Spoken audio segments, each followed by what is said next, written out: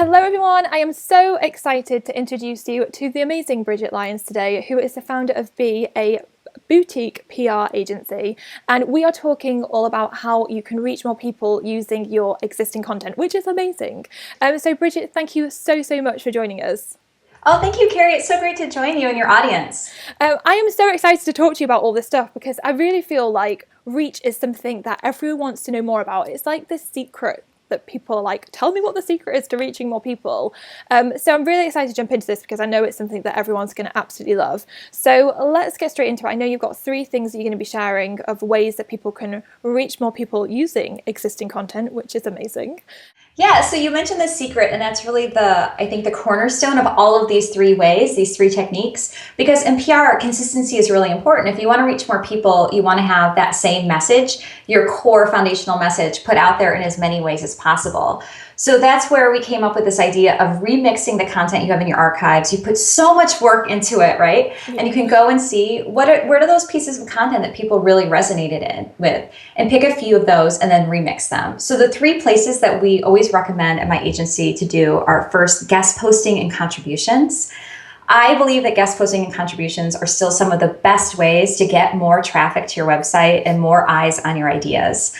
So that's a very high leverage opportunity where you can take a blog post that you've done, come up with a new title for it, and then pitch it out to bloggers or even to magazines. We've had clients who have actually gotten coverage with this exact technique of taking content they have and then renaming it. And then, of course, you have to rewrite it. You can't do exactly the same content.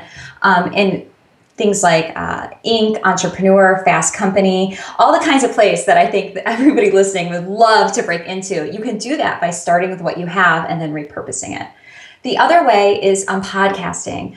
So I love pitching, going through a blog post and saying like, gosh, this was a great idea. You can pitch that same idea to a bunch of different podcasts. And the reason you can do this is because it's not like copying your blog post word for word. It's going to be totally different in the moment when you're talking to somebody. You're going to tell great stories and really engage more readers. We've had people that I've worked with, doing a podcast with this and get 60, 100 subscribers at a pop, just remixing a blog post into a podcast. Yeah, the results are really great. I think podcasts are really growing in popularity, and they're a really amazing opportunity.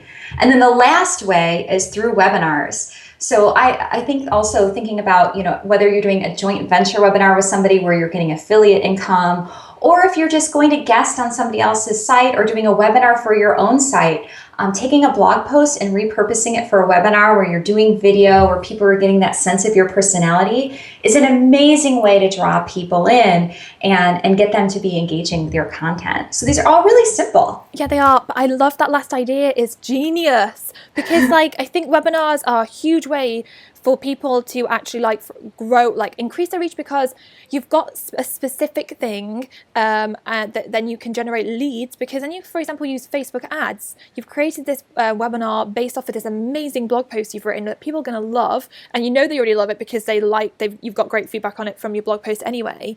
And then you can set it up so that you can then turn into that webinar, use Facebook ads or social media to drive signups to that webinar, and then do it, like you said, even if it's not a joint venture with someone, even if it's not selling something, it's just a hugely powerful way to expand your reach to an audience of people that would love that style of information and want to be part of a live webinar. Yeah, and we all have content. If you've been, in business for a year or even a little less, you have a full archive of content, and people aren't interacting with that old content anymore.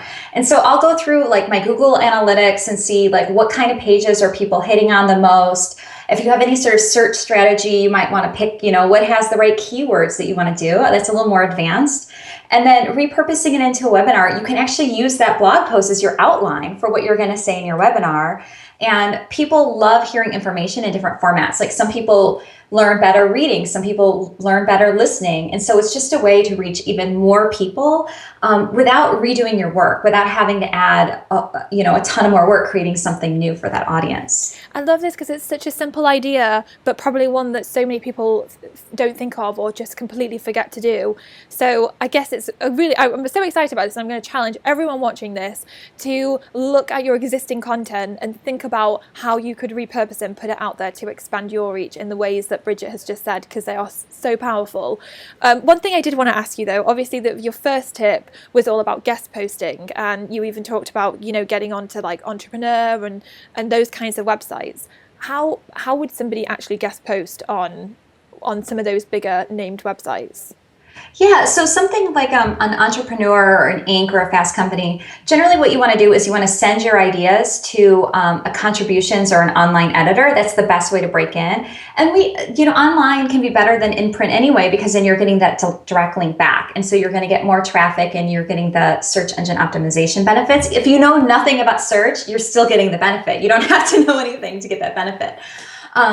And so what you can do is you can actually Google things like Entrepreneur and then the word masthead. And what a masthead is, it's a listing of all the staff contacts on a magazine. And then you can look for either an online or a contributions editor. And just the same way you would with a blogger, you just send them an email and you say you want to pick a great headline of what the article might be and put it in an email, and just send them an email sharing your idea and why it would be relevant to their readers. And it's really that simple. We have a client who we went through her old content and we were able to line up a couple of different columns for her in Entrepreneur magazine. She actually also did some podcasts. So she did all of these different kind of techniques we use inspiration literally from like one blog post to get her like 3 or 4 placements this way. That's so amazing. I absolutely love it. It's brilliant. It's so simple. And that's what I love, that it is, all of this is so simple and doable, and it's actually making our lives so much easier, because we're not have to racking our brains thinking, oh my gosh, we've got to come up with something new. It's like looking at what's already worked for us and thinking of how to repurpose it. So amazing and simple. Thank you so much. Were you about to share something else then? Well, I wanted to jump on that a little bit, because everybody is always like, oh, it's too easy, or don't I have to come up with something new? Editors say they want something unique. And really what they want is a spin on what they're already doing. And this idea that everything we're coming out with as business owners has to be brand new is totally untrue. It should be new to that audience. But I always look at Brene Brown. Brene Brown comes out and every single interview she does is on vulnerability. If she went into a magazine and started writing about, oh, I picked up running or something, you'd feel really let down. That's not what she's known for. And so when you're looking at what content to repurpose, just ask yourself, what do I want to be known for? If somebody introduced me to a colleague or to a new business opportunity, what are the couple of words that you want them to say? And then pick that content and just push it out there as hard as you can. I love that. That's an amazing tip. I'm so excited. I want everyone to get involved in this challenge. This week, just think about it. Go through your blog posts and exactly like that. Look at the blog posts that resonate most with your brand and that are going to spread that brand message in the way that's going to work best, and then put it out there, repurpose it. It's so amazing. Thank you so much for sharing it. Bridget has lots of amazing PR tips for you to go and check out. So definitely go and do that. What is the link to your website? I will put it on the blog, but what is it for everyone? Yeah, my website is www.b, like the letter B, thinkforward.com. And if you go to bethinkforward.com/remix, we actually have an audio guide and a workbook that helps you take the content you have. It goes really in depth on how do you pick headlines, how do you find places where you should actually be pitching your content to. So it's a great starter guide to get you getting this media coverage that you want. Amazing. Thank you so much. Everyone should definitely go and check that out. So thank you so much. Also, I really hope you've enjoyed this little mini masterclass. If you have, then make sure you subscribe so that you can receive all of our masterclasses in the future. And also leave a comment and let us know what you think. Let us know which one piece of content you are going to repurpose so we can all go and check it out. So I really hope you've enjoyed this, and I will see you next week for another 10-minute masterclass.